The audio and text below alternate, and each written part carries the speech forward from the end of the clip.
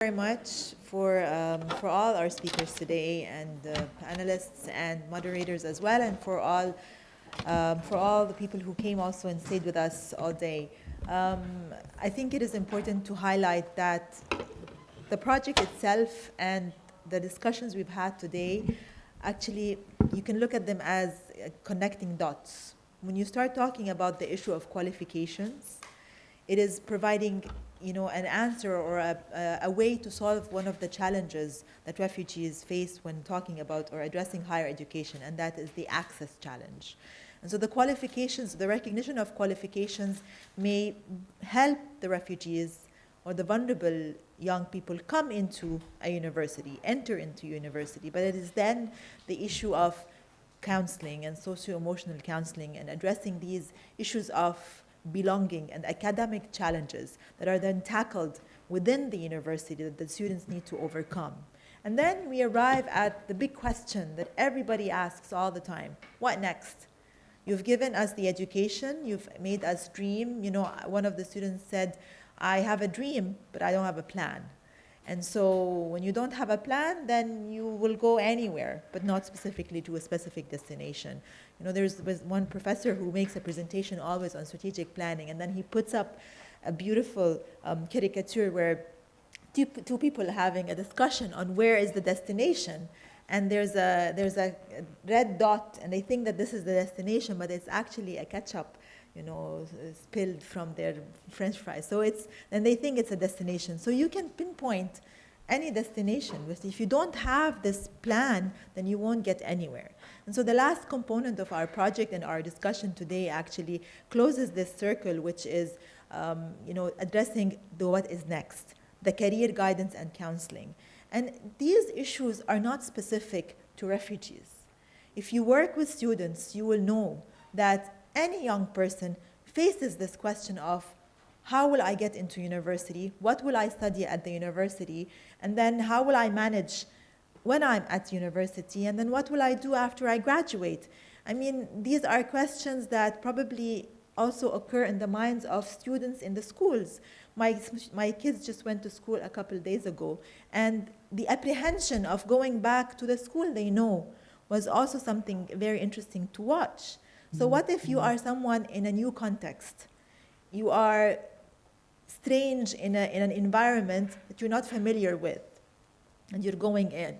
And these are experiences, again, that any student may go through.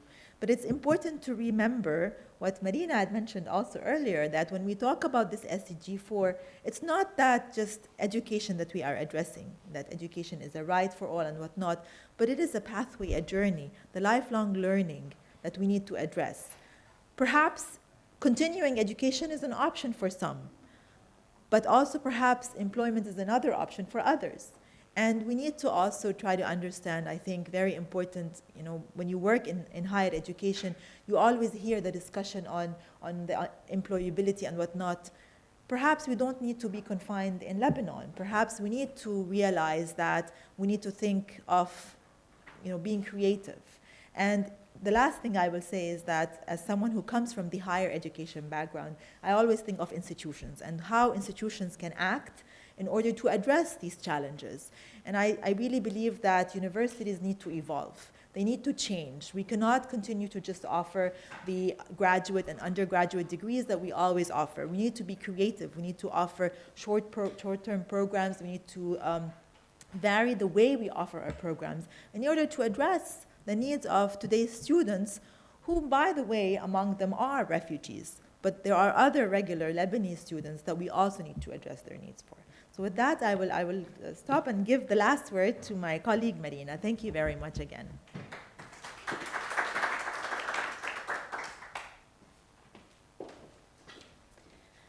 Thank you very much, everyone. Thank you very much, Dr.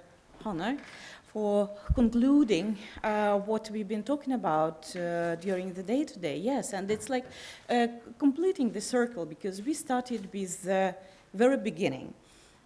Evaluation of the qualification, understanding of what path is possible for you in this new country.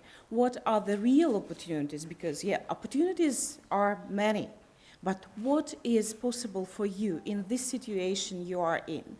So as many scenarios we can show, as many scenarios we can find, they all can be used in order to identify the possible paths, the possibility which persons might get in our new context, in our new country, and in our new situation. So, and I'm very happy that this seminar and this project in itself was a very good platform to reflect, to gather all together and find the feasible opportunities for the people who might come from a little bit different backgrounds than we are used to see in our universities and our institutions. And of course, our institutions are autonomous, they have different operational models, and they have different, probably also financing. And all these taken into consideration, we should probably think on how to adjust our procedures, our processes in order to address the current reality. And here I can also address the relevance of higher education, because Dr. Hanna mentioned this just several seconds ago, how to make higher education relevant for the needs of the societies, because it's not only admission to higher education just for admission's sake, because it's kind of status, it's kind of ideal, but it's also, it has to be relevant, it has to be asked, or it has to have a reflection in the society. So yes, I hope that this project opens this discussion, and this project, or the project came to an end in many ways, but this is, again, it's a new opening, because now we have the platform for the next action, because now we have the possibility to start thinking ahead. And also, from my point of view, I would thank this project, which constitutes a very important step towards establishing of the global understanding of the challenges, and also the very important step towards establishing of the global recognition tool for refugees. And I just got email from our colleagues from UNESCO saying very big hello to every participant in this seminar. Unfortunately, they were not able to come, but there were some circumstances which were beyond their control. So I hope that we'll be able to see each other again, and I hope that next time probably we are talking about the global recognition tool for refugees. So thank you very much for hosting this seminar, and thank you very much for being a part of this project. Thank you.